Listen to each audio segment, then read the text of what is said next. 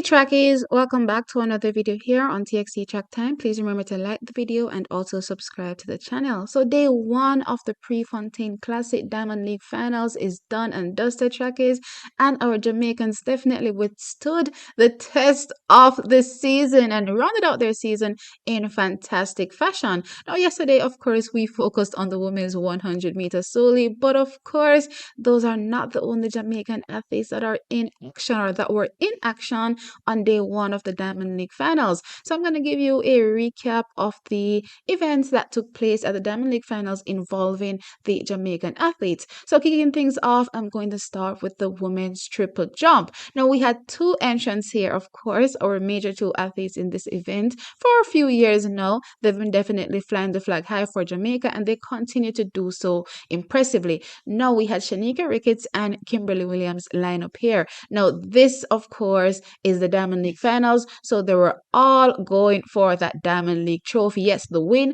to walk away with a big 30K cash bag.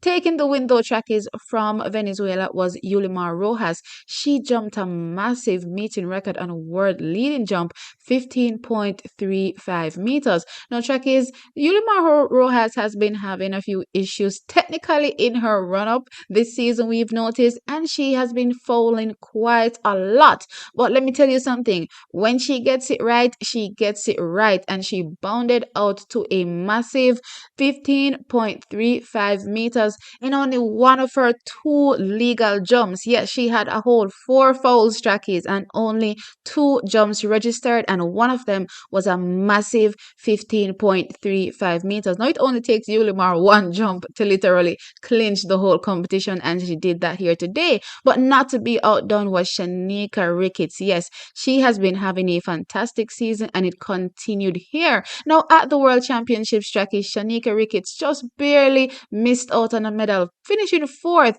jumping also a very good jump, 14.93 meters for that fourth place. But at the World Championships, the girls were firing, and there were over 15-meter jumps of 14.98, and here we had Shanieka Ricketts jumping a 14.93 to finish fourth here. But since then, she has gone on to break that 15-meter barrier, jumping 15.01 meters previously, and here she smashed her personal best again, jumping 15.03 meters here at the Eugene Classic. So yes, this was no fluke by Shanieka Ricketts, and her confidence is clearly growing off the back of her jumping that initial 15.01 to get into that 15-meter club and join the big girls. Now we're close to Yulimar Rojas, but we'll slowly get there, right? But she definitely joins the big girls in that 15-meter club, and here she jumped again another personal best,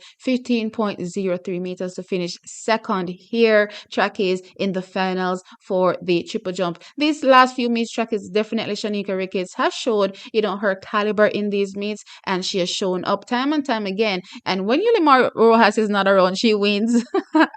But definitely, when the world record holder is around, Shanieka Ricketts has to concede that first place to her. But when I look at Shanieka Ricketts' season overall, trackies, it was a fantastic season. Missed out on a medal, but still managed a milestone for herself. Two jumps over 15 meters, trackies, which means that this again was no fluke and solidly lines her up for next season, the Olympic year, where hopefully she'll be able to land her first Olympic medal. Now, in third place was Kimberly Williams, also of Jamaica, trackies. She jumped a massive season's best, 14.61 seconds. Now, Kimberly has been struggling with injuries all season, trackies, but right when the season is ending is when her form is returning in the event, and she lines up here, trackies, and jumps a massive 14.61 seconds to walk away with the third place. Now, Kimberly Williams was quoted as saying earlier that she never thought that she would be this long or stay this long in the sport. However, seeing as though trackies, she is still competing at a world-class level, then she'll be here as long as the body allows her to. So congratulations to our girls in the women's triple jump. They did fantastic this year, and of course they round out their season on a positive, strong note heading into the Olympic year. Now, trackies, more moving on to the women's 100 meters, I want to touch ever so slightly on Natasha Morrison. Now, Natasha Morrison Trackies has been having a fantastic post World Championship season. Yes, she has been doing phenomenal. Now, for years, I remember back in 2015 when she made the World Championship final, I believed at that point in time that we found a next girl that will be doing some damage for us in the sprint. However, it didn't quite materialize for whatever reason for Natasha Morrison over the years. However, in this 2023 season, especially post the World Championships, I've seen a hunger and a drive from Natasha Morrison I have not seen ever in her whole career. I'm not gonna lie. If y'all have seen it before, let me know. But I have not personally seen this type of drive from Natasha Morrison. And track is she rounds out her season, finishing sixth. But that is not the story. It's not the placing is the story in this race track is.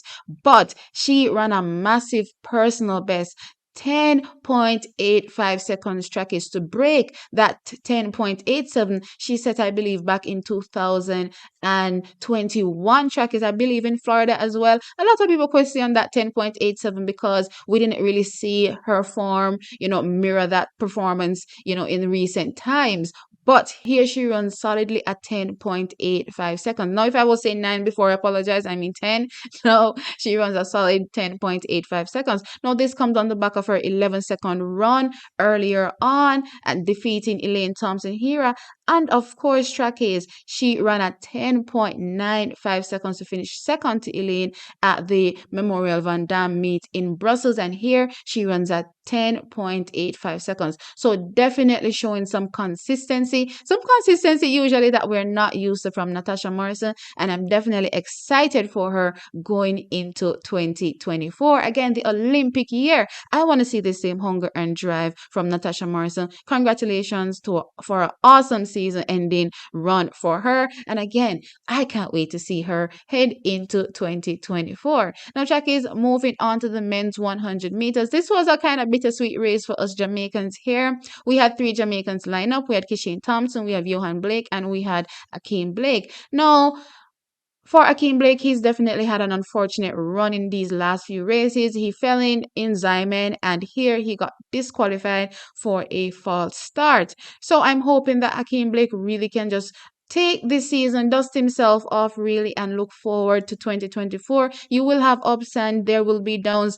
Let's just look at this as the down moment and pick himself up hopefully and head into 2024. He's already run 9.89 seconds this season, which means that he definitely belongs here in the sport, and he just needs to readjust, recalibrate himself, and come back stronger next season. Now, in this race also was Johan Blake. He's been pretty much skirting that 10-second barrier all season, and he ran 10.08 seconds to finish 6th in this race. Track is, and of course, impressively, Kishane Thompson ran at 9.87 seconds to finish 4th in this race. Now, going in track is, I believe the big 3 were Christian Coleman, Noah Lyles, and Kishane Thompson. However, it rounded out like this. Christian Coleman walking away with the win, equaling the world lead that multiple people hold, Zarnil Hughes, and also Noah Lyles himself, 9.83 seconds in this race to take the win, and of course, the Diamond League trophy. Behind him was Noah Lyles. Noah Lyles got a bad start track is, but his top end is unmatched, and he came back towards the end of the race, but it was a little too late,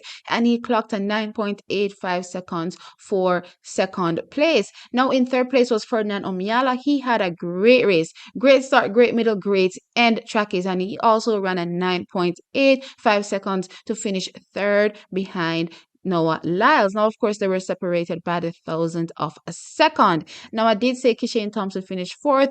Very, very strong run by him, showing that, again, that 9.85 in Zyman was no fluke track is, and it definitely shows some consistency for him in terms of running fast times. Track is on the track against some of the biggest names in track and field currently running. So track is into 2024. Of course, we all know that this year, Kishane Thompson was only being prepared for one-off fast runs because he is quite injury prone. So hoping that next year he'll be able to manage rounds and definitely turn up at our Jamaican Championships, run 3 rounds, hopefully book a spot and head off to the World Championships. But for now, fantastic season also for Kishane Thompson, rounding out this 2023. Now, Chakis, I'm going to jump on over to the men's 400 meters. We had Rasheen McDonald line up here.